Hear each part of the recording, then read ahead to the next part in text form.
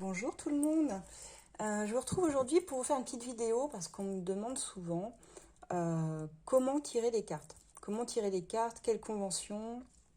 Alors faut savoir que justement, des conventions, il en existe, mais alors une multitude.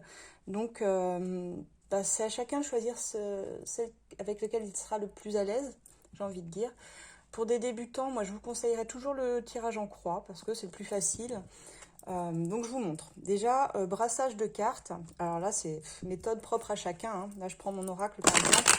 Moi, je fais comme ça. Et puis, je les retasse, je les remets bien. Donc voilà.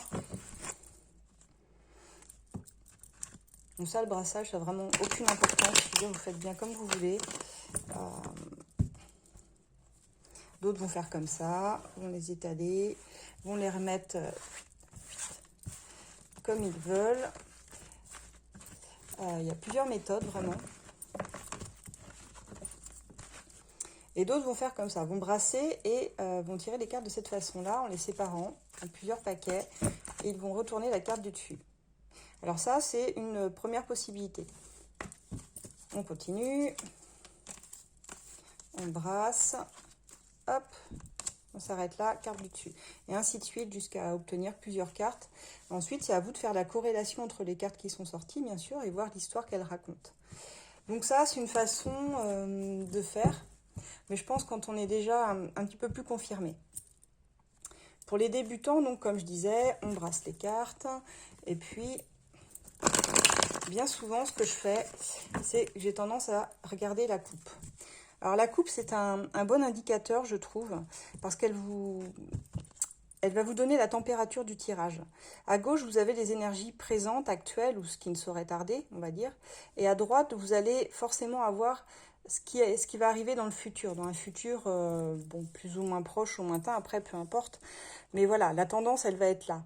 Et vous pourrez vous fier à votre tirage en ayant cette coupe en tête quand même. Mais certains ne la regardent pas, hein, ça dépend vraiment des gens. Là encore, suivez votre instinct. Donc, tirage en croix. Tirage en croix. Alors moi, en général, j'étale mes cartes devant moi. Comme ça. Je mets à gauche, j'en prends une. À gauche, les énergies actuelles, celles du moment. Celles de droite, ce sont les obstacles, ce qui fait obstacle dans la situation. Attendez, il faut que vous puissiez voir correctement. À droite, donc, celle qui représente les obstacles dans cette situation. Qu'est-ce qui fait blocage, barrage dans cette situation? Tout en haut, je mets la carte qui représente ce qui va aider la situation ou au contraire la freiner. Ce qui va arriver en général en haut, c'est dans les prochains mois. Vous pouvez vous dire, les cartes positionnées là, c'est ce qui arrive dans les prochains mois.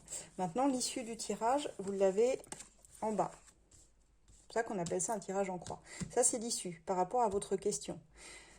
Et la synthèse, je rajoute une carte au milieu pour la synthèse. La synthèse, elle va donc représenter tout le tirage. La tendance de tout le tirage. Alors, qu'est-ce que je voulais dire? Je ne sais plus.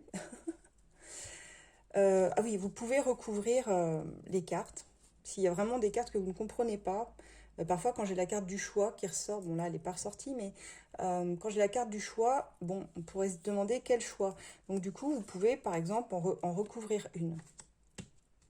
Ça va vous donner un indicateur supplémentaire. Alors après, n'en mettez pas non plus 4, 5 sur... parce que là, ça va être trop chargé, vous n'y comprendrez plus rien. Ah oui, et ce que je voulais dire, ça y est, ça me revient, c'est que pour faire un bon tirage, la base en cartomancie, c'est toujours, et ce sera toujours, de poser une question précise. Si vous n'avez pas de question précise, que vous voulez juste un ressenti, ça ne marchera pas. Ça ne marchera pas parce que c'est trop vague. Si vous voulez vraiment une réponse hyper précise, il faut que la question le soit aussi. Et pas une question ouverte, c'est-à-dire pas une question qui en comprend plusieurs. Par exemple, si je demande vais-je retrouver du travail d'ici 3 mois? Bon, bah là, ça marche pas. Par exemple, vous avez 2 questions dans une question. C'est le vais-je retrouver du travail et d'ici 3 mois. Donc, on fait bien attention de ne poser qu'une seule question à la fois. Et s'il faut refaire un autre tirage avec dans combien de temps, on refait un autre tirage. Voilà, ça, c'est vraiment la base. Maintenant, autre méthode. Il y a ceux qui brassent les cartes attendez, hop, de cette façon et qui prennent les cartes qui sautent. Tout en, bien sûr, posant la question mentalement, dans leur tête ou à voix haute, peu importe. Donc là, les cartes, elles peuvent voler, parfois elles tombent par paquet. Moi, quand elles tombent par paquet, je ne les prends pas forcément, sauf s'il y en a que 2 ou 3. Et puis, ben, c'est pareil, vous brassez, et tout ce qui tombe, vous prenez. Et à la fin, vous reconstituez le puzzle et vous essayez de faire confiance à votre intuition pour voir quel schéma se déroule sous vos yeux. Donc après, voilà, vous faites l'interprétation suivant les cartes que vous avez en face de vous. Donc évidemment, hein, vous pouvez en mettre d'autres, vous pouvez en mettre autant que vous voulez. Hein. Après, voilà, c'est à vous aussi de créer vos propres conventions. C'est-à-dire, je ne suis pas obligée de suivre un tirage classique en croix. Je peux très bien demander, je sais pas, par exemple, imaginons je suis en conflit avec mon patron, je vais demander ses énergies à lui et mes énergies à moi en face. On peut faire ça. Donc ses énergies à lui à gauche, dans quelle énergie est-il face à tel ou tel conflit? Moi, comment je vais réagir? À partir du moment où vous posez la question clairement et où vous demandez, vous savez quelle convention vous voulez faire, vous pouvez tout imaginer en fait. Et ça va être moi vis-à-vis de lui. Si je demande quel va être le plus gros défi entre nous, on peut tout à fait demander une carte défi. Souvent, je la mets là. Le plus gros obstacle. Voilà, après c'est à vous de poser vos questions et puis définir quel plan vous voulez. Mais c'est important quand même de définir un plan de tirage, c'est quand même pas mal. Si vous aimez que ce soit précis, parce que voilà, moi je suis comme ça, j'aime la précision, eh bien j'ai besoin d'un plan. Parce que sinon aligner des cartes comme ça, sans avoir de plan précis, bah, du coup vous n'allez pas trop savoir à quoi répond telle ou telle carte en fait. Ça peut être un peu compliqué, parce qu'il y a forcément des obstacles qui vont apparaître dans le tirage et forcément des choses positives. Donc il faut savoir où les placer. C'est ça qui est important, je trouve. Donc voilà. Après, voilà, je peux vous donner aussi une petite astuce. Moi, par exemple, quand je fais les tirages pour les couples, les questions sentimentales qui reviennent souvent, je mets les énergies, pareil. Je fais mon tirage en croix en général. Et de la même façon, vous pouvez piocher dans le tas aussi directement. Hein, je n'ai pas précisé. Et je vais mettre les énergies de monsieur, par exemple. Toujours à gauche pour voir comment il est aujourd'hui. Les énergies de madame, ça peut être monsieur, monsieur, madame, madame. Hein, franchement, on s'en fout, quoi. Donc voilà, je les mets côte à côte. On va voir les énergies de monsieur, les énergies de madame, comment elle interagit avec lui. Les blocages de monsieur, les blocages de madame.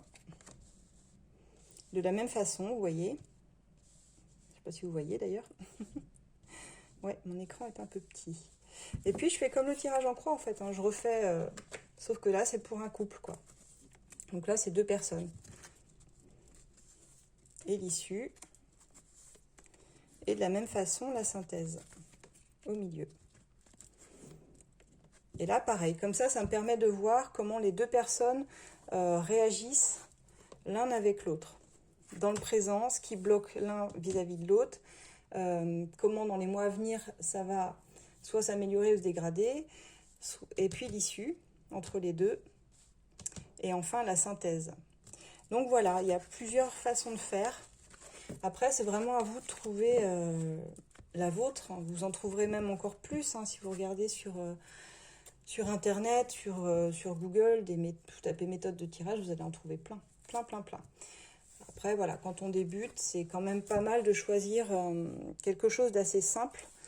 Pour débuter, je trouve ça pas mal, pour pas trop s'y perdre quand même. Et puis, quand vous serez plus confirmé, alors vous pouvez faire des tirages plus complexes avec des conventions multiples. Voilà, j'espère avoir pu vous aider. Et je vous souhaite une très bonne journée à tous. Au revoir.